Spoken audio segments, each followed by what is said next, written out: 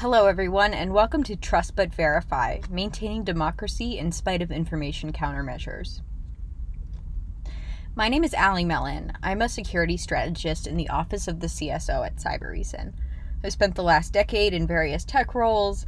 I spent several years of that in security, working on my own security research, and now I spend my time looking to advance security, think about the future of security, and also help implement that in our own organization. And I want to start the presentation talking about what's truly critical to our daily life, because this plays into voting more than one might think. And so automatically, when I think about what's really critical to our daily life, I think about Maslow's Hierarchy of Needs. This pyramid encompasses all of the things that Maslow suspects that we need in order to reach self-actualization and achieve our full potential. The base of that pyramid are the physiological needs. These are things like air, water, food, all of the things that you really absolutely need in order to just have life. But above that actually comes that safety element, things like personal security, employment, any of the resources that you need to really live. A layer above that, you come into belonging, things like friendship, intimacy, that sense of connection that you get from being a part of a community. And above that, you have esteem, things like respect and status, recognition, and of course, self-esteem as well. And this is all leading up to self-actualization and becoming the most that one can be. You need all of these things to reach that top of the pyramid. And so my question is, where does voting fit into that? Not necessarily as something that you need to live, but as something that you have all of these needs that need to be met before you're actually willing to go vote.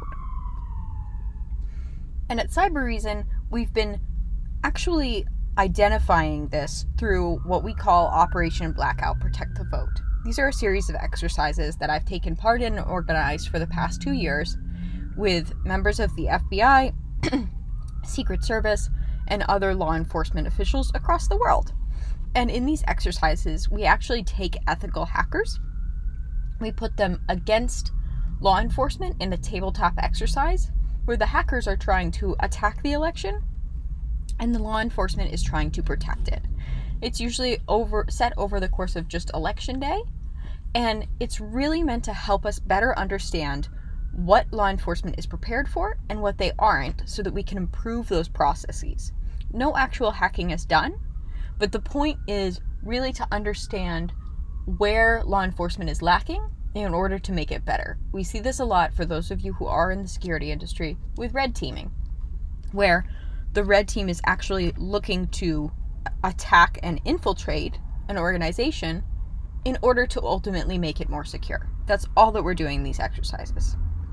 And one of the key points of the exercises is that we do it in such a way where we do not actually attack the voting equipment or those things that we would classically consider to be related to voting infrastructure, like the actual polling stations themselves, the machines.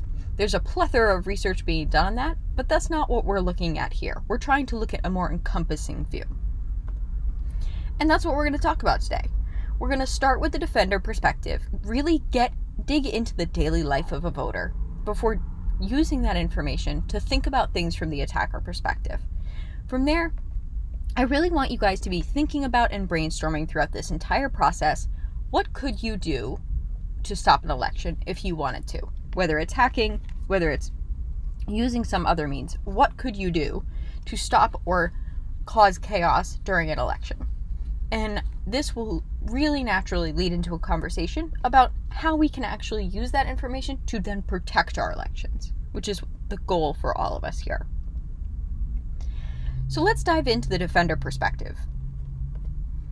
What we've seen at a government level is election infrastructure is really limited to voter registration databases, IT infrastructure systems, voting systems, all of these things that are not really comprehensive of the greater picture. They're very limited down into the actual voting systems that we're using. But the question that I have is that really all? Is that really all that we should be thinking about here? And throughout the course of these exercises, what we found is that it's not. And instead, we can think about voting through its own hierarchy of needs, much like Maslow's pyramid. Now, this pyramid actually addresses Maslow's hierarchy of needs and is pretty closely linked to it. For example, with physiological needs, we're talking about things like life and death and property. Without these things, you're much less likely to go vote. If you're afraid for your safety, probably not going to go vote. If you are losing your home, you have bigger priorities considering rather than going to vote. Similarly, with things like safety, if you don't feel safe, if you don't feel like your family is healthy, it makes it much more difficult to go be willing to vote. Unless there is something that seems so critical about voting that you're motivated to do it. And then also belonging. If you don't feel like you belong in the community or the country that you're in, you are much less likely to go vote for some candidate because you don't feel like you're a part of the system. And then, of course, esteem. This comes into play in a lot of areas, but particularly if you don't feel like your vote matters, which we know a large portion of the population does not feel like their vote matters, that it's just one vote in a sea of votes. If you feel that way, then you are much less likely to vote. And that is something that we've seen time and time again. And then, of course, self-actualization, being the best that you can be. If you feel like you are not the best person that you can be, or like you're not at that point, then you're much less likely to go vote. And all of this comes into what I consider the voter hierarchy of needs. These are, as I said, all of the things that you need in order to feel safe and comfortable going to vote. So when we think about election infrastructure, well, my question is that really all? Or are we having a very narrow definition tied to the voting machines themselves that doesn't encompass all of the factors to consider when you're dealing with human beings who have other priorities, day jobs, other concerns? Because you have all of these systems that you now need to protect in order for people to feel safe enough and comfortable enough to go vote and motivated enough. So these systems to protect actually become systems that are a target. And in a nation like the United States, where 40% of eligible citizens do not vote at all, any kind of voter suppression has impact on an election. Any. So there are other elements to election infrastructure that relate to voter suppression, faith in government, and other factors. And what I want to get at here is that there are other ways to influence an election than attacking the voting machines. And voter suppression is ultimately an attack on democracy. So let's jump into the attacker perspective and really get a better idea of what can be attacked. And again, I really want to point out that this isn't evil. To jump into the attacker perspective isn't evil. It's why we red team. And it's really important to making sure that we are prepared for unexpected situations. So attackers targeting an election are motivated by one of three things. The first is potentially gaining power. And we see this with countries like the United States and like Russia. Second is to spread a particular ideology. And we've seen this again with many, many countries. A good example is China. And then the third is to maintain their global recognition and support, and to push their own agenda.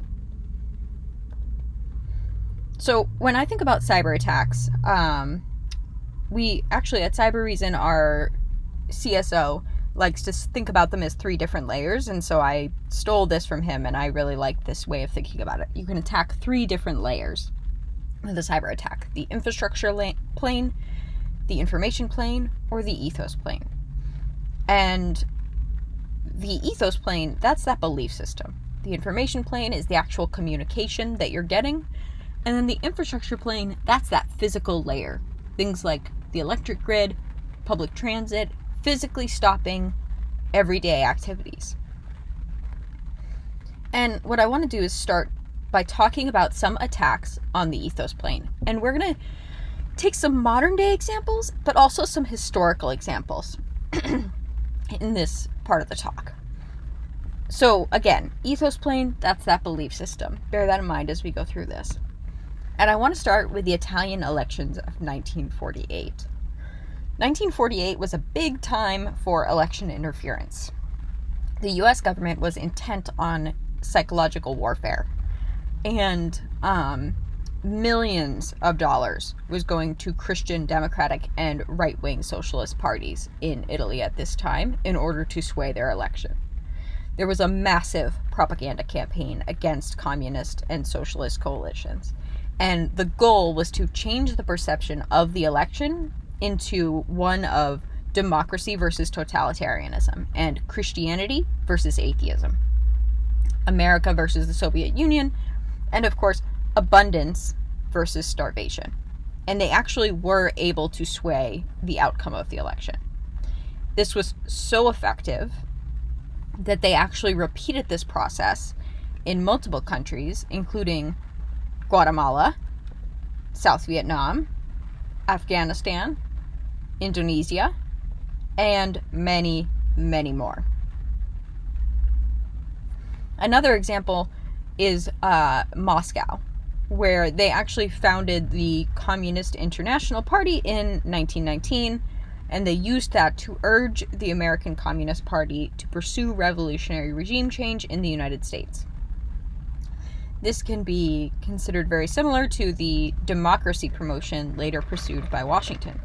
And while this isn't a direct impact on an election, the goal is to sway that belief system for future elections and to push that point of view. Another example that crosses several lines is the 1996 Chinese influence on the US election, where a Chinese general sent $300,000 to the Clinton campaign because they were interested in influencing the US presidential election. Now, let's look at some more modern attacks, and we'll start with social media. On the right, we have an example here of a Facebook ad, or Facebook post, where someone is talking about who's behind the mask. Like and share if you want the burqa banned in America. The goal is really to push this message of divisiveness and to make people feel like this is a common sentiment in the US, whether or not it is. On the left, you can see what's both a ethos attack and an information attack, because it is a Twitter post saying, save time, avoid the line, vote from home, which of course you cannot vote from home. But people might take this and say, oh, the government is being so helpful, we can now vote from home, we don't have to go in, especially during times of a pandemic, this could be very helpful. When in reality, this is not a way to vote. And, one of the problems that I want to highlight here is we're seeing companies that are justifying misinformation and disinformation as free speech. And the way that the argument is framed makes it seem like this is a fair point. But the reality of the situation is that we are struggling in many countries to handle misinformation and disinformation. And it is so vast and so important that it is more than just a government issue, and social responsibility for these individual organizations needs to be paramount. Next, we're going to look at the information plane and some historical examples from that. And this one is particularly interesting because I want to start off by talking about the foundations of America, specifically Sam Adams and disinformation. Now, Disinformation and misinformation, they're obviously not new ideas, but it was baffling to me to learn the depths to which they are very much so not new ideas. America was actually founded on the premise of a conspiracy theory. Sam Adams argued that Britain's taxations were part of an elaborate conspiracy to eventually enslave American colonists. He spread that and other early disinformation through pamphlets and speeches that contained information he knew was untrue, but continued to spread it in order to gain power, in order to spread the type of thinking that he wanted to spread. And he actually used the Boston Massacre to that end as well. So when we think about disinformation, especially in the United States, but in other countries as well, we need to consider the fact that, one, this is not something new. This is not a new problem. And two, some of our countries were founded on this, which is something that it makes you reconsider how you view disinformation in the world and where we're starting from. Next, I also want to talk about the CIA and the propaganda asset inventory. This was in the 1950s and 60s during the Cold War era. There were a lot of different radio stations and magazines and newspapers that the U.S., the CIA was in control of. In a particularly interesting instance, as you can see with these balloons, the CIA was in control of Radio Free Asia, and they realized that many Taiwanese citizens did not have access to a radio as private citizens. So they actually strapped radios to balloons in an attempt to fly them over to Taiwan so that citizens would get access to the radio. Needless to say, the balloons went the wrong direction. But the story is interesting just for the fact that they tried this. And then also, another interesting story is a magazine that the CIA actually had control of called Forum World Features. And the magazine became so popular that they started to distribute it in the US. So the CIA had to be very careful not to accidentally place false stories in the US magazine. Very disturbing. And of course, hardly a left-wing newspaper in Europe wasn't financed directly from Moscow. This was again in the 1950s, 60s, and 70s. Another example is US radio in Moscow from the time of 1976 to 1982. A lot of rock music, which was not available in Moscow, the US would actually stream on this radio station, things like Elton John, the Beatles, and they spent a lot of time playing this music, and then on the breaks, they would follow it up with quote-unquote editorial content, which Soviet authorities considered disinformation. But people still listened to it in Russia because they wanted the music. Now, this one is particularly interesting because it is an actual example from Election Day where faith in the election was attacked. So, 3 or 4 days before the election in Ukraine, the attackers actually compromised the CEC network. So they were able to disable vote counting. And this is immediately losing faith in your government, losing faith in how effectively your government is going to be able to count the votes of this election and the actual integrity of the election. They were able to get it back up and running in about 12 hours, but still, a few days later, on actual election day, this was May 25th in 2014, they underwent a constant denial of service attack on the CEC website, and actually 12 minutes before the polls closed, attackers posted a picture of the former leader of the right sector on the CEC website, claiming that he won the election, which was then shared widely by Russian media. Almost as if it was planned. Almost. Now, let's look at some of these attacks on communication that are more modern, and we're seeing in the 2016 election and frequently even now. On the right-hand side, you can see this helpful message supposedly coming from the U.S. government that is giving someone their polling location. However, this is not a legitimate polling location. They're trying to send someone to the wrong place. Because ultimately, if you get sent to the wrong place and it makes you late for work, you're probably going to be frustrated. You're probably not going to want to try and find where your actual polling location is.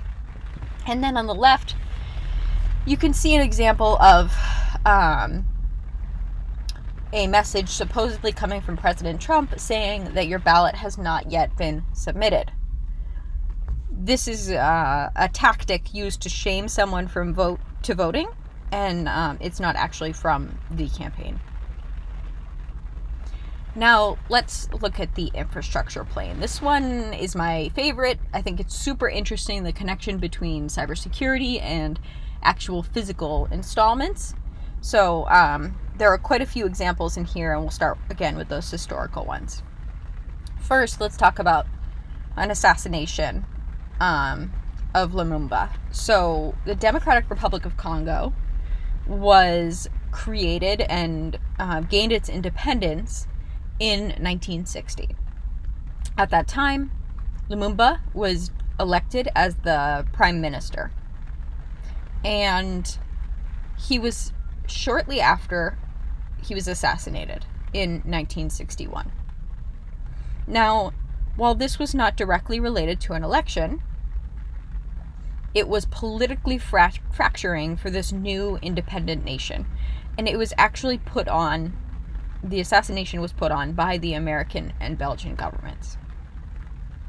This is the type of thing that can really strongly impact people's faith in their elections, faith in their government, and fear that they can have their own opinions or be taken seriously or run for office and not be killed. And let's talk about another example in 1965 where the Communist Party actually finished fourth in an Indonesian election. They were offered a proportional representation in the government, as is typical, but the U.S. was not happy about this. They did not feel like having communists even having a proportional representation in government would be good for Western interests, and so they secretly supported the purge of suspected communists, and thousands to millions of people died over months. The military then took over as the most powerful institution in the country. And this is the type of thing that obviously has immediate impact because people have been killed, but it also terrifies the public. Who is voting freely in their country after something like this happens? That's the question. And while it may not be directly related to cybersecurity at this point, think about how much easier it is to secretly support and push for the purging of a specific group in a country when you have access to disinformation campaigns, misinformation campaigns over the internet that can be done very covertly. And next I want to talk about the Bronze Night. This, again, was not on election day, but gives a great example of what could happen on election day, tying in those physical aspects with the cyber aspects. So, the Bronze Night was a day in Estonia where they actually moved a Red Army soldier to a Soviet cemetery instead of being in the center of the capital. And because they didn't want to have a Red Army soldier in the middle of their capital, which I think makes a lot of sense. Anyway, fake news started to spread with Russian news reports claiming that the statue and Soviet war graves were being destroyed while this was happening. And this resulted in 2 nights of riots and looting. 156 people were injured, 1 person died, and 1,000 people were detained. But at the same time, on the infrastructure side, banks, media outlets, and the government was hit by a denial of service attack. So that meant that cash machines and online banking was completely out of service. Government employees were unable to communicate via email, and newspapers and broadcasters were completely unable to deliver the news. This is the type of attack that really combines that infrastructure and information plane in order to cause a lot of chaos, cause injury, and in some cases death, and just wreak havoc on the government and the individual citizens. As this quote, I think this quote really represents this idea that cyber is really, it just spreads confusion covertly. You don't even see it, but you can incite people and incite different things in order to further your message. Now, with physical attacks in modern times, we can look at things like the electric grid. This is one of the ones that I find very potentially scary. For example, in 2003, a 4-day power outage left at least 100 people in the United States and Canada dead.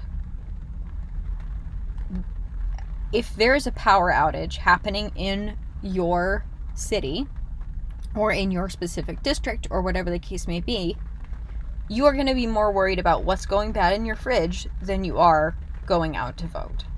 And some people this is not the case for. Some people will still want to go out and vote, but in reality, you have a lot more priorities in this situation than going to vote.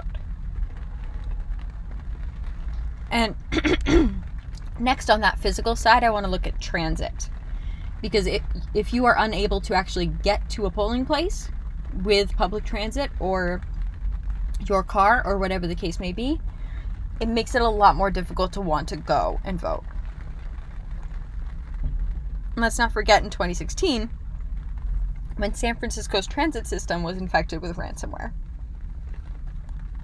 Now, if something like this happened, say it's a normal day, we're not during a pandemic, and you go to work, you take public transit to work, you spend your day reading the news, potentially accidentally reading some disinformation, and you reach the end of the day and your plan is to go take the train to the polling station on your way home. But you go to the train and the train is shut down because of a ransomware attack or a denial of service attack or whatever the case may be. Are you going to still try to go to the post office or still try to go to the polling station, or are you going to give up, be frustrated, and just go home because you've had a long day of work and it feels like the day should be over anyway? A lot of people would take that as a sign that they should not go. So what we're seeing is we can attack each layer in order to actually attack every part of the voter hierarchy of needs. Now, let's shift back to the defender perspective to think about where this actually leaves us. And in the United States right now, and in many countries right now, we continue to have this very narrow view of election security, where election infrastructure is limited to voter registration databases, IT infrastructure, etc. This leads to things like this. Public officials coming out and saying that we are just going to have to confront distortions and fake stories. Presidents saying that they're trying to steal an election and this is a huge scam. And even top congressional Democrats saying that this information is going to be amplified during this election and we need to be prepared for it. And while it's great to be publicly releasing these statements, it doesn't give voters the tools that they need to prevent it. It's making a statement, oh, by the way, we're going to be struggling with all of this stuff, but we have no solution for you. We have no way for you to actually not have to deal with something like this. So the question is, given everything that you've learned today in this talk, where should we really be going? What should election security look like in order to actually take into account all of the different aspects that we've been talking about? And this is how I view it.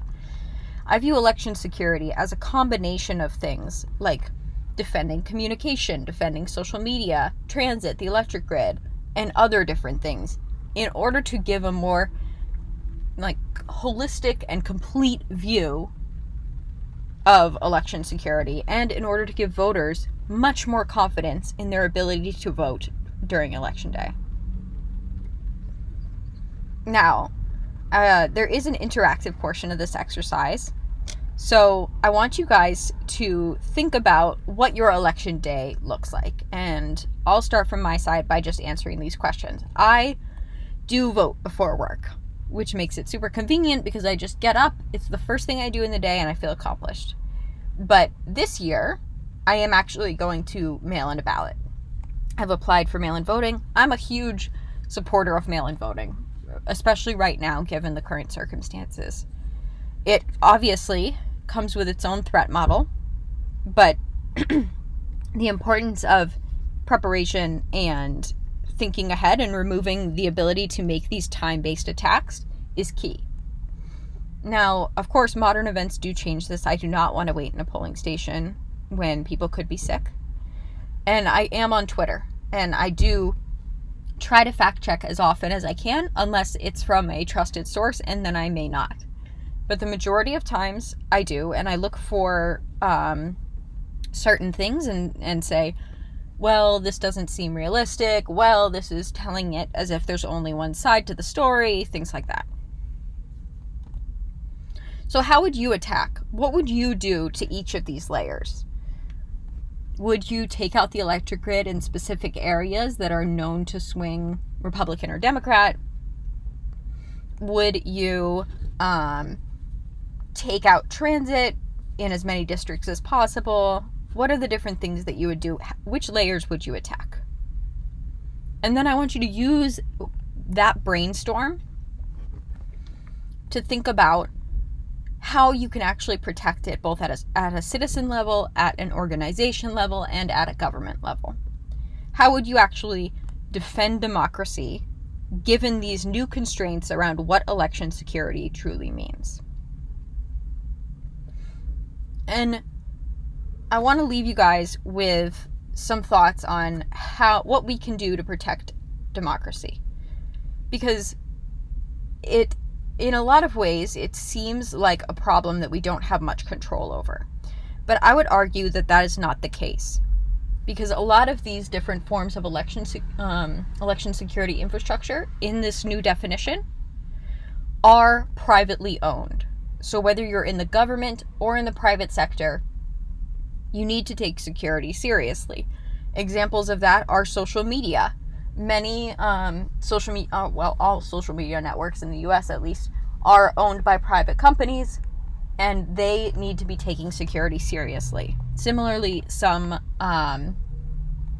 utilities are privately owned in the United States and in other countries, and some forms of transit as well.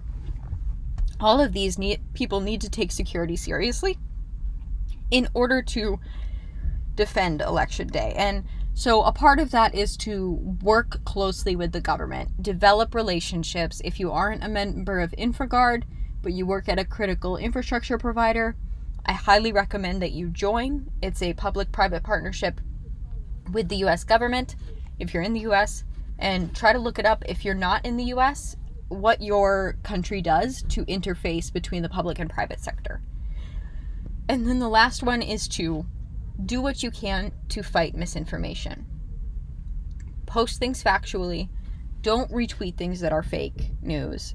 Try to read up on situations and modern life and everything going on in politics so that you can be the voice of truth in a world that is very tied to falsehoods. Now, I've created a white paper on all of this work, and it is free to download, no gating. You can just go to that link and start reading it. So please do. If you have any questions for me, I'm happy to answer them. My information is in the PDF, so you should be able to reach out to me. Thank you so much for attending. If you have any questions, please reach out, send messages in the chat, and follow me on Twitter @HackerBella. feel free to email me. And it was great being here. Thank you guys so much for having me.